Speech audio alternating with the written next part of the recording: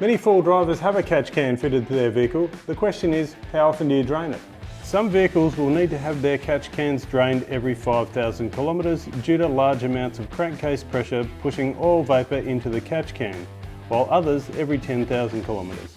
Ryco advises after fitting a catch can to drain the sumper at 5,000 kilometres to get a better understanding of your engine's blow-by characteristics. Be sure not to leave the catch can without draining it for longer than 10,000 kilometres. To drain your catch can, start by removing it from its mounting bracket. From there, you can undo this drain plug and let the oil drain into a container. Or if you have a drain hose attached under the full drive, you can use that to drain the catch can. We've drained 175 millilitres from the catch can and the car's done 10,000 kilometres since its last drain. So what that tells us is that this Pajero needs its catch can drained at each 10,000 kilometre service to keep it maintained. Make sure to let your mechanic know to also carry out this process during servicing.